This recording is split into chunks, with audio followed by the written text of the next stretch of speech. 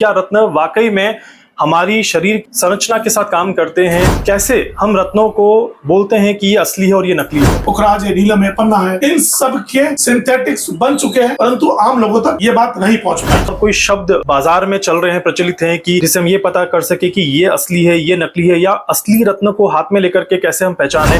पता है ना सिग्नेचर है और सर्टिफिकेट जारी कर देते हैं। ऐसे जो सर्टिफिकेट है उनको आप अमान्य स्वीकार करें। किसी भी रंगीन रत्न की कीमत का जो डिसाइड है वो 4 चीजों पर किया जाता है। पहला उसका रंग, 4 C's है।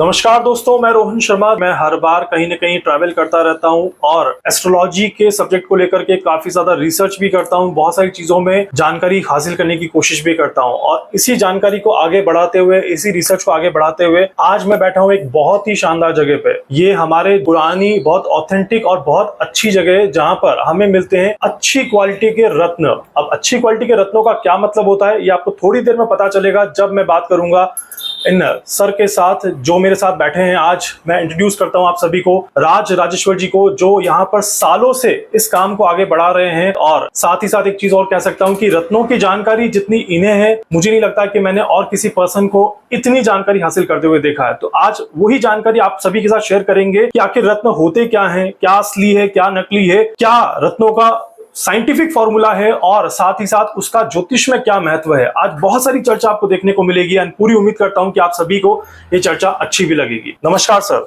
नमस्कार रोहन जी, आपका स्वागत है बहुत बहुत।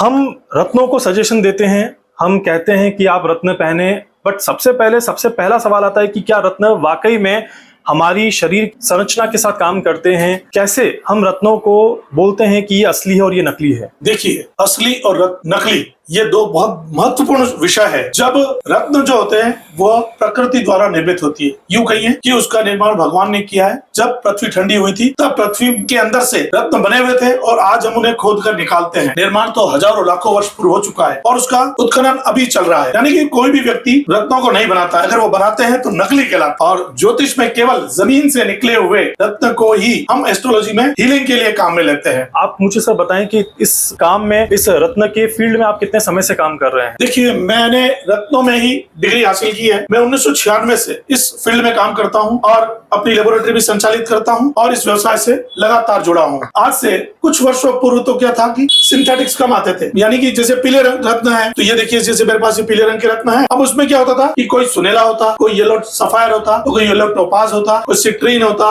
ऑनेक्स वगैरह ऐसे भी हो जाता। परंतु अब क्या हुआ, जब जो रिसर्च आगे बढ़ी, अब इसमें क्या हुआ, जैसे पुखराज का जो केमिकल कंपोजिशन है वो है Al2O3 यानी कि एल्यूमिनियम ऑक्साइड। अब लेबोरेटरी में उसी केमिकल कंपोजिशन को शामिल करके Al2O3 को बनाकर, परंडम बनाकर, उसका पीला रंग लाकर उसे हूबहू असली पुखराज की तरह पुखराज बना दिया गया। परंतु वो असली नहीं है, उसे हम सिंथेटिक्स कहते हैं, लैब ग्रोन कहते हैं। अभी आपने इन दिनों नाम सुना होगा लैब ग्रोन डायमंड। यानी कि पहले जो हीरे थे वह प्रकृति से यानी जमीन से ही निकला करते थे। अभी इन आने वाले इन 10 वर्षों में अभी आपने बहुत अधिक नाम सुना होगा, 1-2 सालों में तो पॉपुलर हो गया जब बहुत सारी फैक्ट्रियां लग गई और अब असली हीरो की जगह नकली हीरा आने लगे। परंतु उससे पहले ही जो ये राशि रत्न है, पुखराज है, नीलम है, पन्ना है, इन सब के सिंथेटिक्स बन चुके हैं, परंतु आम लोगों तक ये बात नहीं पहुंच पाई। सिंथेटिक का मतलब यहाँ पे हो गया नकली स्टोन। जी सर, उसे आर्टिफिशियल स्टोन, मैन स्टोन कहें, यानी कि सरल शब्दों में हम तो ये कहेंगे कि नकली ही है। तो सर जैसे आपने अभी कहा सिंथेटिक, आर्टिफिशियल स्टोन, क्या और कोई शब्द बाजार में चल रहे हैं, प्रचलित हैं कि जिससे हम ये पता कर सके कि ये असली है, ये नकली है, या असली रत्न को हाथ में लेकर के कैसे हम पहचाने? क्योंकि एज एन एस्ट्रोलॉजर हम तो पहचानते हैं हीलिंग की पावर से और उस एनर्जी से कि स्टोन की एनर्जी कितनी है, बट देख करके क्या ये बता पाना मुश्किल है कि ये असली है और ये नकली है? ये बात बिल्कुल आप ठीक कह रहे हैं कि देख कर बता पाना मुश्किल है। आजकल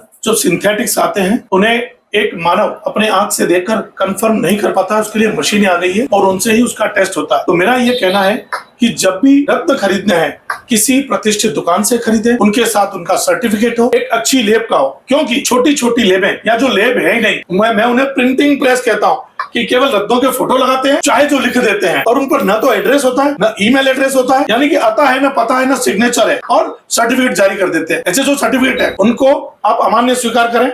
जो प्रतिष्ठित लेब है, प्रतिष्ठित लोग हैं, उनका ही सर्टिफिकेट ले, उनसे रत्न खरीदे। मेरे सामने ये 4 रंगों के अलग अलग रत्न पड़े, ये सारे पीले रत्न है। अब सारे पुखराज नहीं है, ये देखिए आप। अच्छा, ये सब पीले दिख रहे हैं, तो दिखने में पुखराज हो सकते हैं परंतु नहीं है। अब देखिए ये जो है, ये जिसको हम एडी बोलते हैं, पीला एडी है, ये पीला ऑनेक्स है, ये पीला सिट्रीन है, ये पीला अमेरिकन डायमंड है, ये पीला इसको बोलेंगे अपन बेरिल, ये फिर से पीला बेरिल है, ये एडी है, ये कांच है, और ये केवल एकमात्र इसमें पीला पुखराज है। अब देखिए आप आइडेंटिफाई नहीं कर पाते, ये तो मेरे जो विशेषज्ञता है और मैं पूर्व में टेस्ट कर चुका हूँ, इसलिए मैं आपको बता रहा हूँ। इस तरह आसान नहीं है। ओके, सो आप देख सकते हैं सर कि मतलब दोनों बिल्कुल जैसे दिखने में, बट दोनों का नाम अलग है और पुखराज सिर्फ यही है। सिर्फ और मैं हाथ में लेने के बाद फील कर पा रहा हूँ कि पुखराज की एनर्जी और इसकी एनर्जी में कितना डिफरेंस है। बिल्कुल ठीक है, तो ये तो कंफर्म हो गया कि हम देख करके तो सिर्फ देख करके तो इसको बिल्कुल भी नहीं पहचान सकते। बिल्कुल सही बात।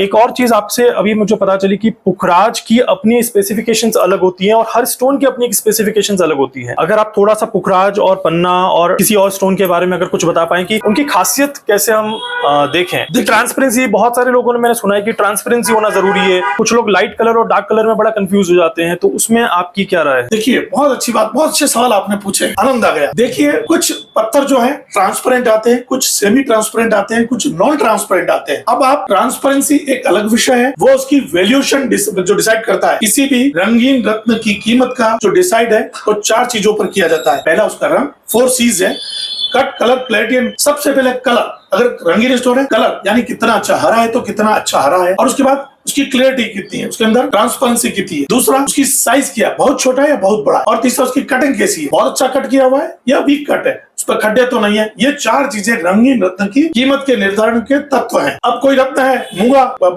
ट्रांसपेरेंट होता ही नहीं है, मोती ट्रांसपेरेंट नहीं होता, और पन्ना है बहुत अधिक ट्रांसपेरेंट नहीं होता। इसका मतलब ये नहीं वो काम नहीं करते, वो भी काम करते हैं, बस ये कि असली होने चाहिए। माणिक है, बहुत ट्रांसपेरेंट नहीं होता, अगर ट्रांसपेरेंट वैरायटी में जाएंगे तो लाखों रुपए तक की कीमत के माणिक मिलते हैं। अब एक आम आदमी ऐसे महंगे रत्न नहीं पहन सकता। और मैं एक बात साफ साफ कहना चाहता हूँ कि जो रत्नों की कीमत है ना, वो इंसानों ने तय की है। जमीन से कोई टेक लगाकर भगवान ने नहीं बेची है। ये इतना महंगा है, इंसानों को पसंद आया, उसने उसकी अच्छा लगा तो उसने अधिक कीमत बताई, किसी तीसरे को और अधिक कीमत बताई, तो जब 4 लोगों ने उसकी जो कीमत अधिक बताएगा वो उसकी प्राइस हो जाएगी। परंतु एस्ट्रोलॉजी के इफेक्ट के लिए ये सारा होना जरूरी नहीं है। अगर वो असली है तो काम करेगा सुंदरता से, असली का या उसकी काम करने का एस्ट्रोलॉजी के इफेक्ट का कोई ज्यादा फर्क नहीं आता। यदि आपने मेरा चैनल अब तक सब्सक्राइब नहीं किया है तो इसे सब्सक्राइब करें, इसे शेयर करें। डिस्क्रिप्शन में हमारा व्हाट्सएप नंबर भी दिख रहा है, आप हमें कॉल कर सकते हैं या हमें व्हाट्सएप में इसकी जानकारी प्राप्त कर सकते हैं।